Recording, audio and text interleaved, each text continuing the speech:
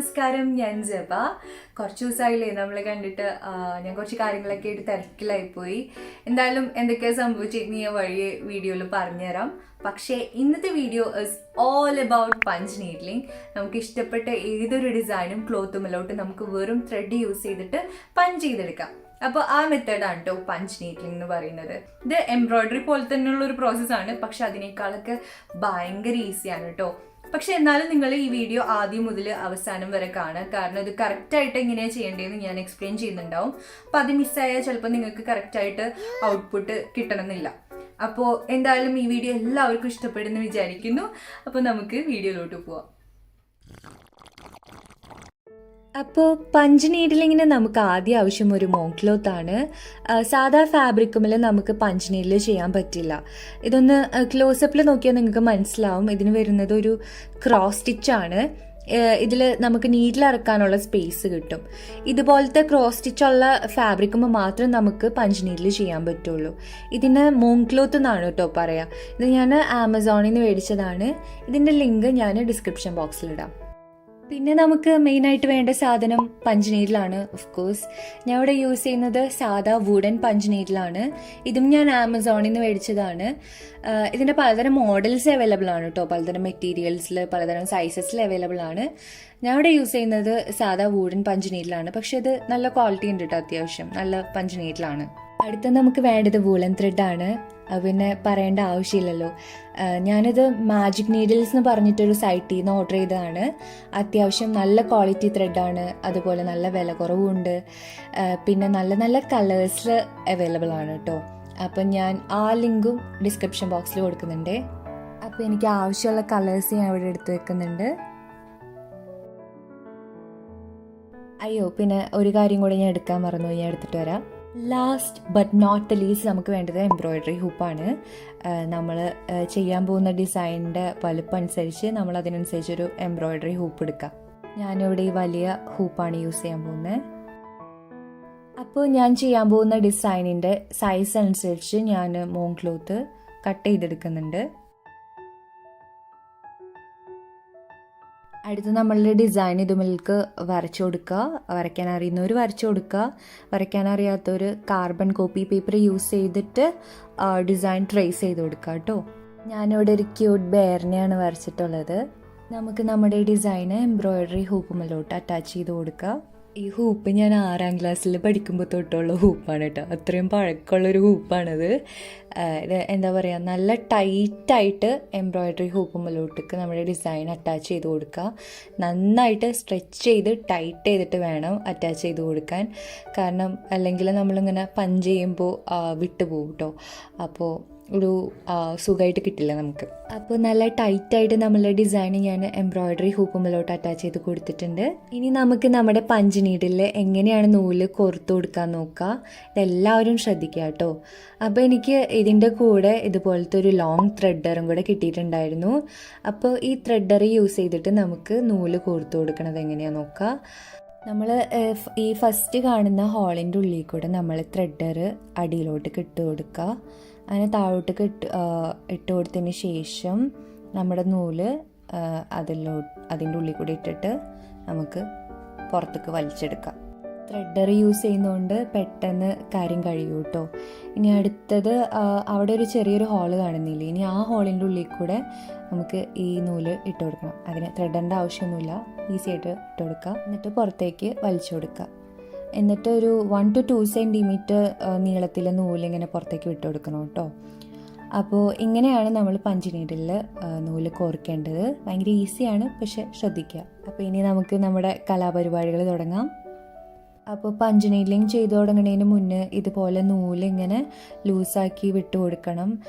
അത് മെയിനായിട്ട് ശ്രദ്ധിക്കുക കേട്ടോ. എപ്പോഴും നൂല് ഇതുപോലെ ലൂസാക്കി വെച്ച് കൊടുക്കണം. കാരണം പഞ്ച് നീഡിൽ ചെയ്യുമ്പോൾ നമുക്ക് എന്താ പറയുക, സ്മൂത്തായിട്ട് നൂല് വരണം, ഇല്ലെങ്കിൽ അവിടെ വെച്ചിട്ട് ബ്ലോക്കാവും. അപ്പോൾ നമ്മൾ അത് പ്രത്യേകം ശ്രദ്ധിക്കുക. അപ്പോൾ ഫസ്റ്റ് ഞാൻ ഈ ചെറിയ പോർഷൻസാണ് ആദ്യം ചെയ്തു തുടങ്ങാൻ പോകുന്നത്. ഈ കണ്ണ്, മൂക്ക്, ചെവി ആ ഭാഗങ്ങളാണ് ചെയ്തു തുടങ്ങാൻ പോകുന്നത്. അപ്പോൾ ഞാൻ കറക്റ്റ് ഔട്ട്ലൈൻ നോക്കിയിട്ട് ചെയ്തു തുടങ്ങാൻ പോവാണ്. അപ്പോൾ ഞാൻ ആദ്യം മൂക്കാണ് ചെയ്ത് തുടങ്ങാൻ പോകുന്നത്. നമ്മുടെ ഈ ഓപ്പൺ ആയിട്ടുള്ള പോർഷനില്ലേ, അത് നമ്മൾ ഏത് ഡയറക്ഷനിലേക്കാണോ മൂവ് ചെയ്യുന്നത് ആ ഡയറക്ഷനിലേക്ക് വേണം അത് ഫേസ് ചെയ്യാൻ. അപ്പോൾ നമ്മൾ ഉള്ളിലോട്ടേക്ക് പഞ്ച് ചെയ്ത് കൊടുക്കുക, താഴെ വരെ മുട്ടിക്കുക, കണ്ടോ? എന്നിട്ട് ആ നൂലിൻ്റെ എക്സ്റ്റൻഷൻ പുറത്തേക്ക് വലിച്ചു കൊടുക്കുക. നമ്മളുടെ സ്റ്റിച്ചസ് സേഫ് ആയിട്ടിരിക്കാൻ വേണ്ടി അത് ചെയ്യുന്നത്. എന്നിട്ട് നമുക്ക് പഞ്ചിങ് പ്രോസസ്സ് തുടങ്ങാം.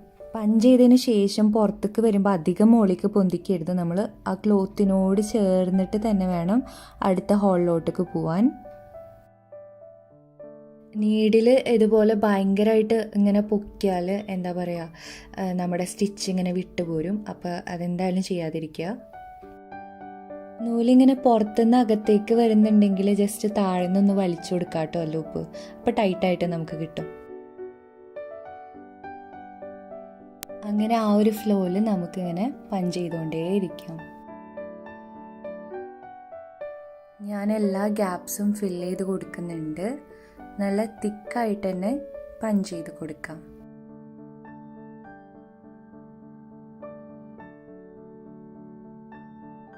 ഒരു ഭാഗം പഞ്ച് ചെയ്ത് കഴിഞ്ഞതിന് ശേഷം എങ്ങനെയാണ് നൂല് കട്ട് ചെയ്യാമെന്ന് ഞാൻ കാണിച്ചു തരാം. ഇതുപോലെ നൂല് പുറത്തേക്ക് എടുക്കുക, എന്നിട്ട് ജസ്റ്റ് ഫ്രണ്ടിൽ നിന്ന് കട്ട് ചെയ്ത് കൊടുക്കുക. അത്രേ ഉള്ളൂ കേട്ടോ.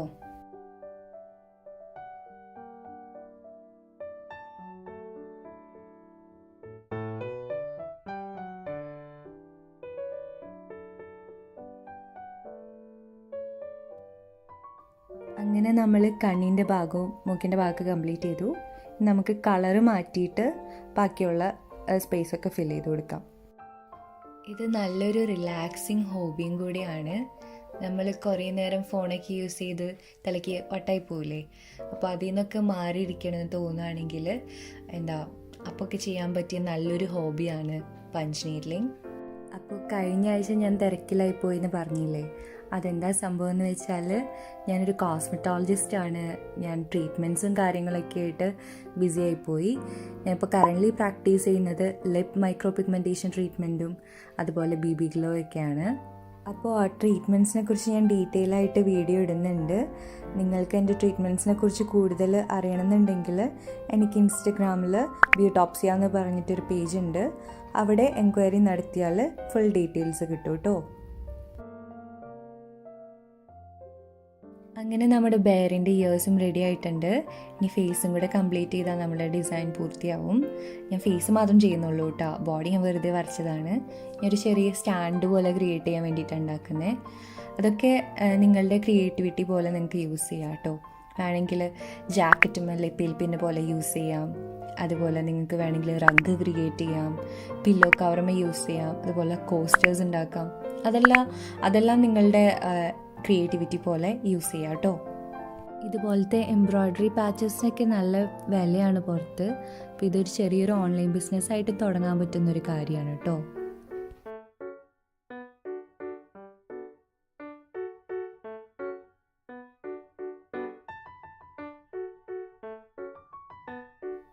അങ്ങനെ നമ്മുടെ ബെയറിൻ്റെ ഫേസ് കംപ്ലീറ്റ് ആയിട്ടുണ്ട്. നല്ല ക്യൂട്ടായിട്ടില്ലേ? ഇനി നല്ലൊരു മൂർച്ചയുള്ള കത്രിക എടുത്തിട്ട് ഇങ്ങനെ പുറത്തേക്ക് തള്ളി നിൽക്കുന്ന നൂലൊക്കെ ഒന്ന് ഇങ്ങനെ ട്രിം ചെയ്ത് കൊടുക്കുക. ആ ഒരു വൃത്തി കിട്ടാൻ വേണ്ടിയിട്ടാണ് നമ്മൾ ചെയ്യുന്നത് കേട്ടോ.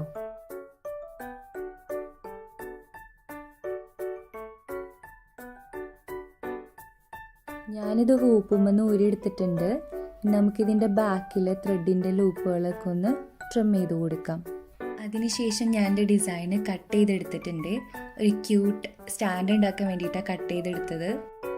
ഇനി നമുക്ക് ഫാബ്രിക് ഗ്ലൂ യൂസ് ചെയ്തിട്ട് നമ്മുടെ ഡിസൈനിൻ്റെ ബാക്കിൽ ലൂപ്പുമൊക്കെ ഒരു ബേസ് പോലെ ഒരു കാർഡ്ബോർഡ് ഒട്ടിച്ചു കൊടുക്കാം. നമ്മുടെ സ്റ്റിച്ചസൊക്കെ സേഫായിട്ട് നിൽക്കാൻ വേണ്ടിയിട്ടാണ് ചെയ്യുന്നത്. എന്നിട്ട് അത് ഉണങ്ങിയതിന് ശേഷം ഞാനത് കട്ട് ചെയ്തെടുത്തിട്ടുണ്ട്. ഞാൻ എൻ്റെ ഡെസ്കുമ്പോൾ വെക്കാനൊരു സ്റ്റാൻഡ് ഉണ്ടാക്കാമെന്ന് വിചാരിച്ചേ. അതിന് എൻ്റെ ഇതുപോലത്തെ ഒരു പഴയൊരു സ്റ്റിക്കി നോട്ടിൻ്റെ സ്റ്റാൻഡ് ഉണ്ടായിരുന്നു. അപ്പോൾ തലഭാഗത്ത് ഇത് ഒട്ടിച്ചു കൊടുക്കാമെന്ന് വിചാരിച്ചു. അപ്പോൾ നമുക്ക് നോക്കാം എങ്ങനെ ഉണ്ടാവുമെന്ന്. അപ്പോൾ ഞാൻ ഇത് ഡബിൾ സൈഡ് ടേപ്പ് വെച്ചിട്ട് ജസ്റ്റ് ഹെഡിൻ്റെ ഭാഗത്തൊന്ന് ഒട്ടിച്ചു കൊടുക്കുന്നുണ്ട്.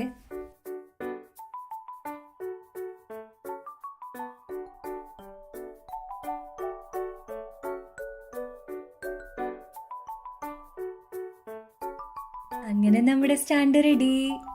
എങ്ങനെയുണ്ട്? ക്യൂട്ടായിട്ടില്ലേ? നിങ്ങളുടെ കയ്യിൽ ഇതുപോലത്തെ സ്റ്റാൻഡിലേക്ക് കുഴപ്പമൊന്നുമില്ല കേട്ടോ, വെറുതെ ഇതുപോലെ വെച്ചാലും നല്ല ഭംഗിയാണ്. അപ്പോൾ ഈ വീഡിയോ എല്ലാവർക്കും ഇഷ്ടപ്പെട്ടെന്ന് വിചാരിക്കുന്നു. നിങ്ങളുടെ അഭിപ്രായങ്ങളൊക്കെ കമൻസിലൂടെ അറിയിക്കുക. അതുപോലെ ചാനൽ ഇതുവരെയായിട്ടും സബ്സ്ക്രൈബ് ചെയ്യാത്തവർ എന്തായാലും സബ്സ്ക്രൈബ് ചെയ്യുക കേട്ടോ. അപ്പോൾ ഇതുപോലത്തെ ഇനിയും ഫൺ വീഡിയോസായിട്ട് ഞാൻ വരും. അപ്പോൾ അതുവരെ ബൈ ബൈ.